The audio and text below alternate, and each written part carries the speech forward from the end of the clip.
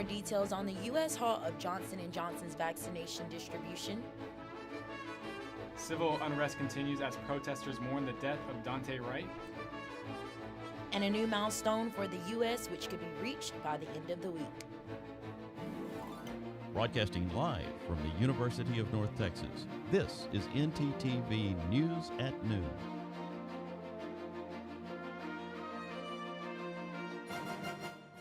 On ntTV News at Noon, I'm Trevor Newell. And I'm Jocelyn Lassiter.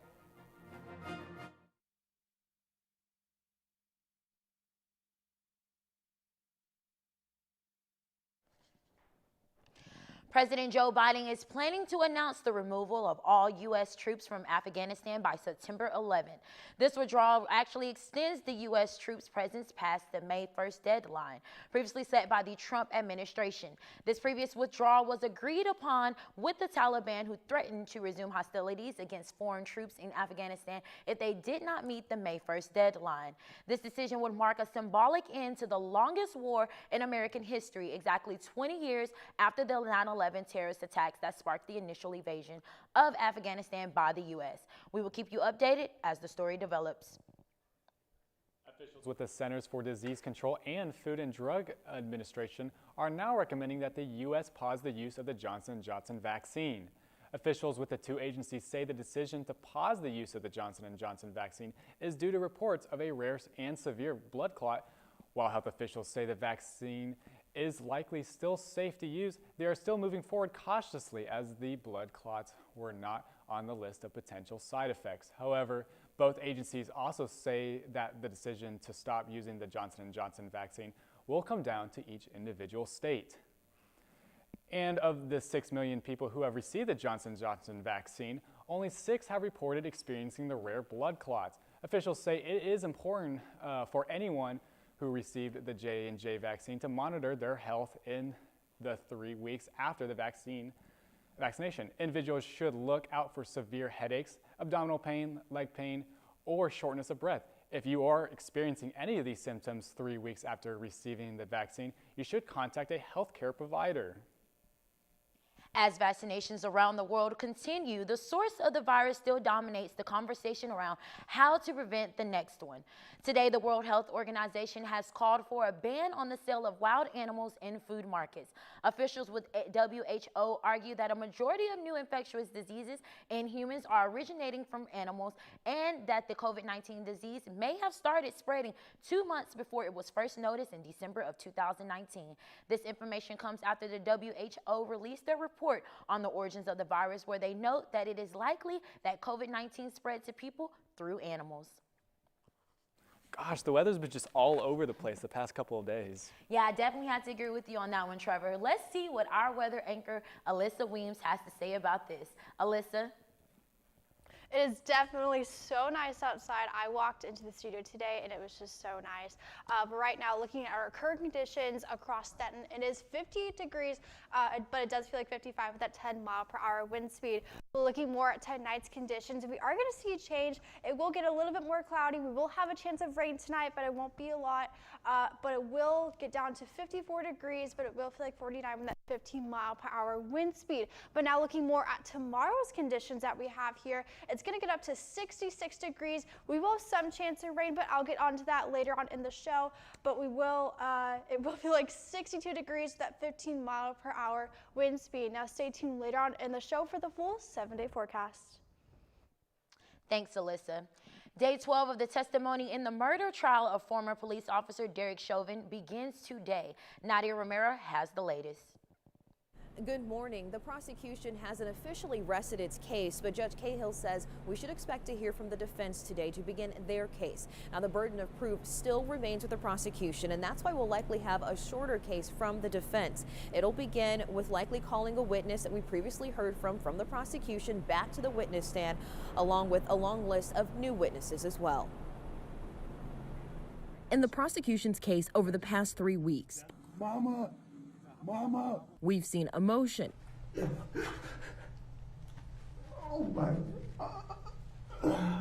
From bystanders and Floyd family members. He just was like a person that everybody loved around the community. To allegations of excessive force. Sir, is this an MPD trained neck restraint?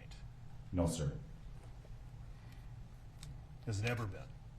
Not to my neck restraint, no, sir. To a long line of medical doctors taking the stand to argue Floyd's death was the result of low oxygen due to sustained restraint from police. And this caused damage to his brain that we see, and it also caused a PEA arrhythmia that caused his heart to stop. And as the defense prepares to present its case, protesters hit the streets in the Minneapolis area. An officer in Brooklyn Center, Minnesota, says she meant to grab her taser instead of her gun when she shot and killed 20-year-old Dante Wright during a traffic stop just miles from the Hennepin County Courthouse. Our hearts are aching right now. We are in pain right now. And we recognize that this couldn't have happened at a worse time. And there is still a curfew in place for 3 counties in this area, including Hennepin County, where Minneapolis is. Professional teams just last night postponed their sports games, including the NBA, due to the unrest following the shooting death of Dante Wright. And at last check, Brooklyn Center police say that 40 people were arrested, some for violating curfew, looting, and throwing things at police. From Minneapolis, I'm Nadia Romero. And as Chauvin's defense team prepares to present, many across the country are concerned that this trial will drag on longer than originally expected. And while the death of George Floyd last May sparked calls to action all over the country, another police officer's actions were thrown into question after Dante Wright was shot and killed on Sunday by a police officer who says she accidentally grabbed her gun instead of her taser. Britt Conway has the story. Nobody should have to feel this pain. A family grieving after 20-year-old Dante Wright was shot and killed by police during a traffic stop. Now a city outraged. This was an accidental discharge. But Dante's aunt, Naisha Wright, doesn't buy it. You mean to tell me you thought it was a taser?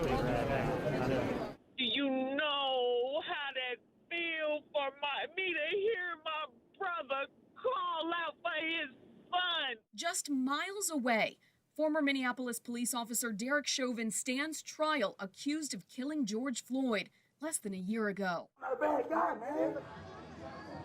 It hasn't even been a year ever since he passed, and it's already we lost another black man to police. Calls for justice, calls for change. Multiple counties were under a curfew last night. Still, people gathered outside the Brooklyn Center police station again. Police and protesters amid tear gas, flashbangs, even fireworks. There was looting, property damage, and dozens of arrests. Emotions running high in the streets, in the courtroom, and in hearts. We're too young to be seeing our other black folk pass to police brutality. And I don't like it. And I'm here today to stand on it. I'm Britt Conway reporting. The police officer killed at the Capitol building earlier this month will lie in honor in the Capitol's rotunda on Tuesday. Officer William Evans died on April 2nd after a vehicle rammed into a barricade at the Capitol. Evans served on the Capitol Police Force for 18 years. Lying in honor at the Capitol is the civilian equivalent of lying in state, which is reserved only for government and military officials. It's a rare honor that was last given to Brian Sicknick, a Capitol Police officer who was killed in January's riot. Other civilians to lie in honor include Billy Graham and Rosa Parks. When we come back, we'll talk about how the pandemic is affecting teachers. And police response to a rise in crime in DFW. Stay with us.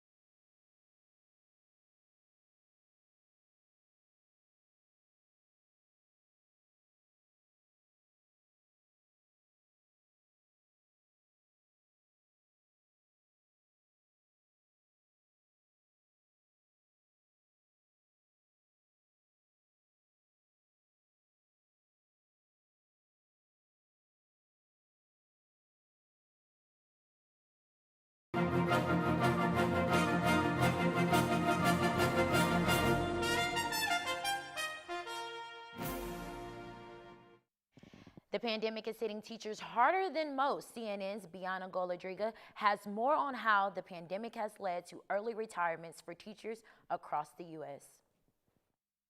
Being a teacher isn't just teaching, it's part of who you are. I had no intention of going anywhere, at least for the next 4 or 5 years. 61-year-old Annette Lang loved her job of 15 years as a teacher in New Jersey. Then COVID-19 changed everything. I had my first panic attack in 60 years of my life. Lang had reason to worry. Her husband has a pre-existing condition, making him more vulnerable if exposed. She also had concerns about the school building itself. Windows in my building don't open, and we had concerns about the ventilation. She retired in December. Do you know of other teachers who made the same decision you did? Yes, I do. Teacher retirements are up in several parts of the country. From Michigan, which has seen a 44% spike in mid-year public school teacher retirements, to Minnesota, where teachers applying for retirement benefits this past fall increased by 35%. In New Jersey, the teacher shortage is so severe, officials are considering hiring teachers licensed in other states. There's fear about the safety of coming back in person, particularly in places where the mitigation strategies have not been well used in schools, and where things are opening up.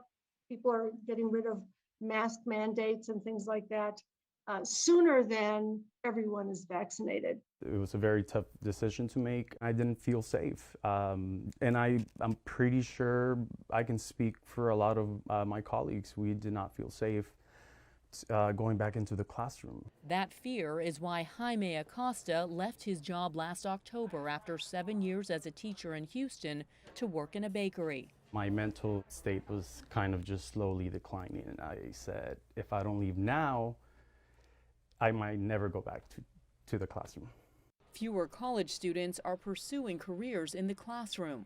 In one survey, nearly 20% of respondents reported a significant drop in new undergraduate enrollment in teaching programs for fall of 2020, driving home just how crucial it is to retain teachers like Acosta. Every night, I still think about teaching. 6 months after leaving the field, Acosta says he wants to give teaching another shot. I really miss hearing the stories that kids would write. While her teaching days may be over, Lang never stops thinking about her students. I miss the kids. I absolutely miss the kids. I didn't get a chance to say goodbye to them. Bianca Goladriga, CNN, New Jersey. As the U.S. inches closer to 200 million doses of the COVID-19 vaccine being administered, it seems the country is also on the cusp of a huge milestone. Mandy Gaither has more. A growing percentage of the population has received at least one dose of the COVID-19 vaccine, according to the latest numbers from the CDC. In the last 7 days alone, the U.S. has reported administering nearly 22 million shots. That's more than 8% of the adult population in a single week. And a milestone is now within reach. The U.S. on track to have half of the adult population with at least one dose by the end of the week, according to a CNN analysis of CDC data. 11 states have already reached this threshold, including New Hampshire, where 64% of adult residents have received at least one shot. But top U.S. health officials again urge Americans not to let their guards down. Don't declare victory prematurely. We see so many pulling back on some of the public health measures, the mask mandates, the restaurant opening, the bars. We can't be doing that. Dr. Anthony Fauci says that while risk will vary person to person, with current COVID-19 conditions and being fully vaccinated, he'd be comfortable eating outdoors in public or attending a baseball game. I would not hesitate to go to an outdoor baseball game. I would wear a mask because I'm out there in the community. My risk would be extremely low, particularly if I wear a mask. Fauci says breakthrough coronavirus infections in those who have already been vaccinated are inevitable because no vaccine is 100% effective, but says even if a vaccine fails to prevent infection, it often protects against serious disease. For Health Minute, I'm Mandy Gaither. Pfizer announced yesterday that it hopes its COVID-19 vaccine will be available to some children in time for the next school year, particularly ages 12 to 15. Along with this news, a new COVID-19 vaccination site officially opened on Sunday at AT&T Stadium in Arlington. Will be open 7 days a week with the vaccine. Appointments running from 9 a.m. to 5 p.m. The vaccination clinic in Garland at Johnson Stadium is also expanding its COVID outreach. The clinic is open today from 1 to 4 for vaccinations with no appointments needed. When I wake up, I expect to see the sun in the sky as usual. However, I don't think that might be the case over the next couple of days. What do you think, Trevor? Yeah, I mean, coming to work this morning, I checked the weather app, and it does look like there are potential showers in our future. Alyssa, is this true?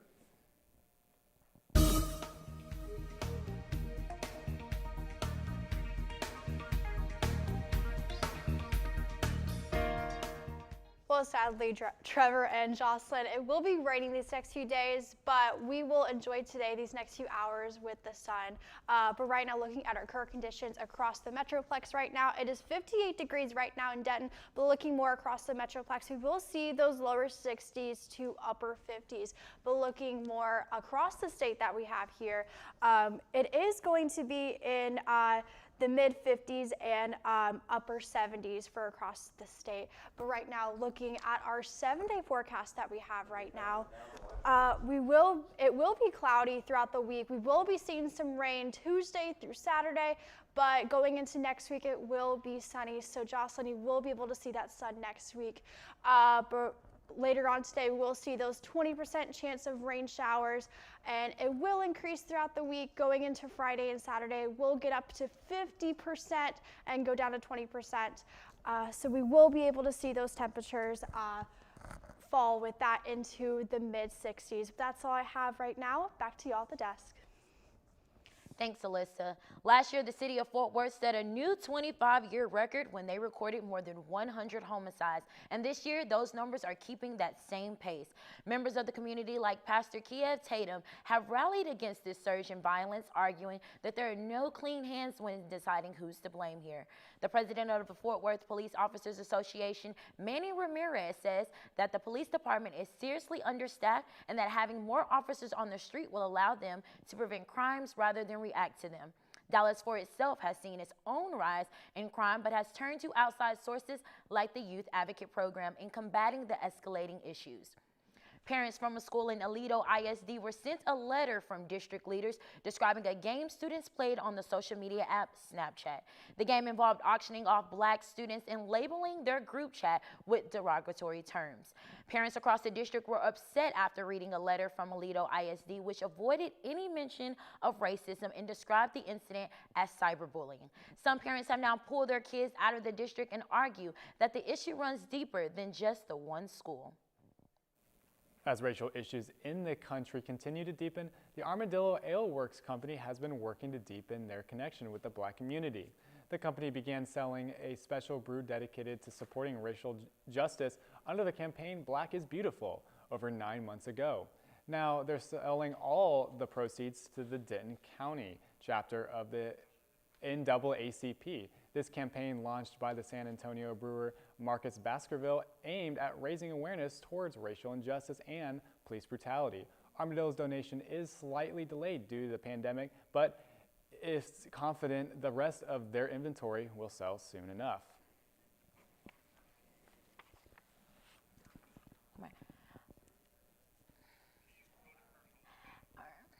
Strawberry season is blooming, and I wonder if we will be able to taste some delicious strawberries. Yeah, I've been craving some strawberries myself. In fact, our segment anchor, our Living Green segment anchor, Rosel Cedeno, will take us to a red patch. That's right, when we come back, I'll show you the perfect spot to get some of these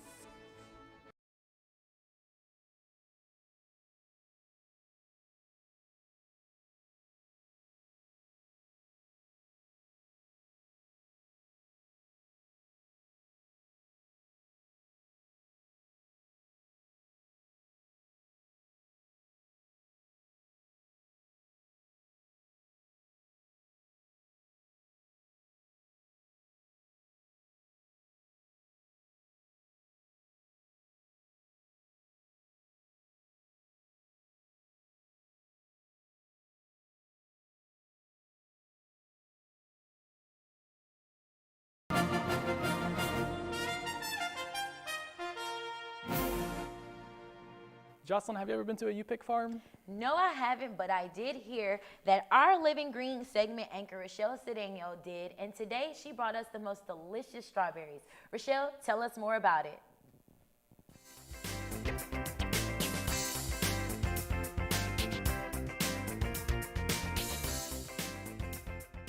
That's right, Jocelyn. Strawberry season is officially here. And if you're having strawberry cravings, I got you covered. Pennsylvania man is bringing the self-harvesting experience to North Texas. Where I come from, this is normal. Texas, there's not a lot of U-Picks. Well, maybe we can change that.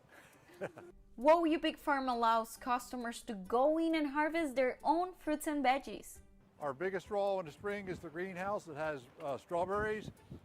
We plant vegetables, tomatoes, onions, bell peppers, lettuces, radishes, herbs, potatoes, melons, cantaloupe.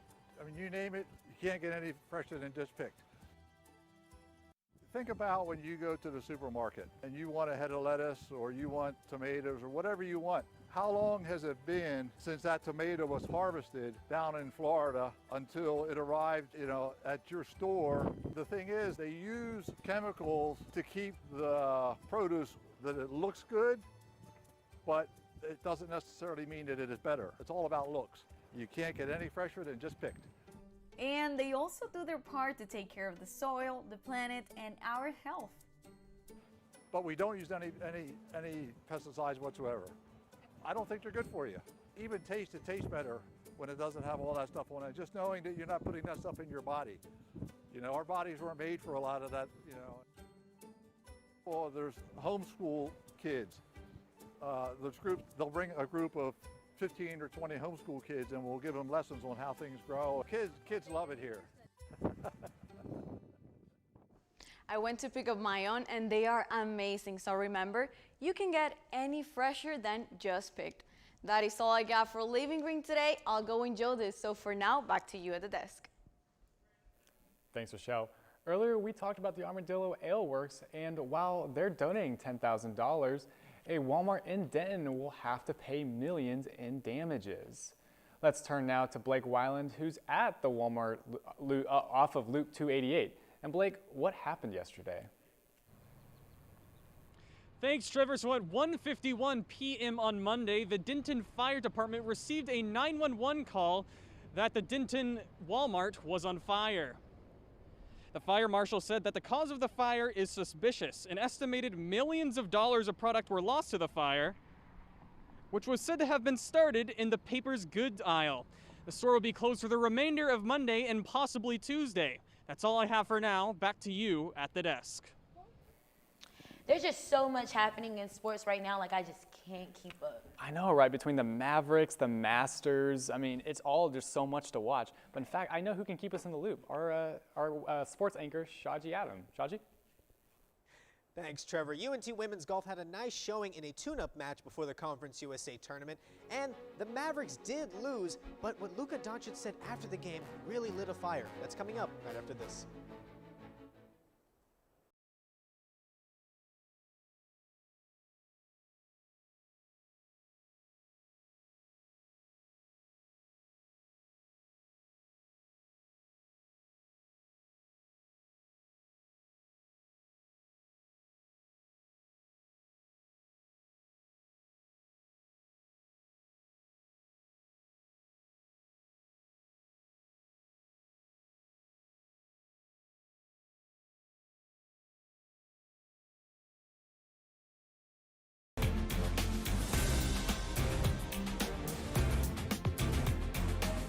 Suffered another devastating loss. This time it was against the Philadelphia 76ers in a 113-95 game.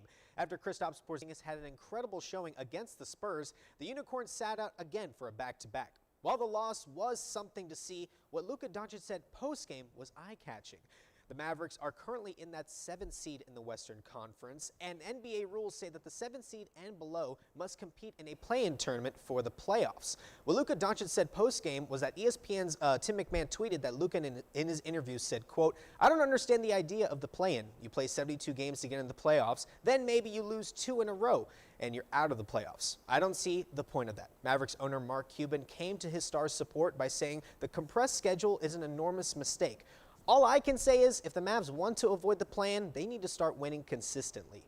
UNT women's golf traveled to Hawks Creek Golf Club to take on the 44-ranked TCU. North Texas combined for 30 birdies on the day and defeated the Horned Frogs 5-2. In an interview, head coach for the Mean Green, Michael Akers, said that, quote, "We are appreciative of TCU and their efforts to set up the match, the golf course, and the rules. This is just what North Texas needed as they now travel to Fort Myers, Florida for the CUSA tournament, which will take place from April 19th through the 21st.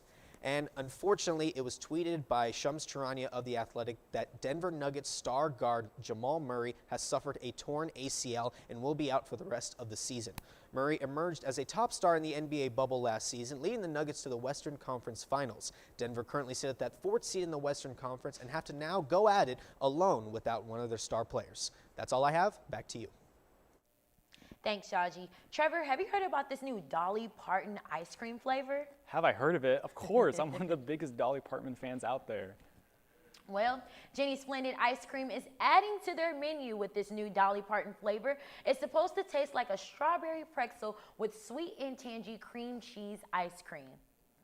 Well, clearly there's a lot of Dolly fans out there because there were so many orders it crashed the website. Now don't worry, Jenny says that it will give customers a 48-hour notice when the flavor has returned. Well, I really love ice cream. My actual favorite flavor is vanilla. I know, so basic. But what about you, Trevor? Oh, I've got to say chocolate. Honestly, I'm pretty basic myself. Chocolate, I would have to say definitely. Awesome.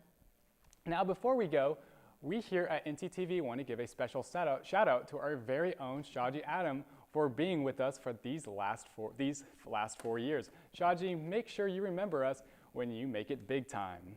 Thanks for watching ntTV News at noon. Join us again tonight at 6 here on North Texas Television.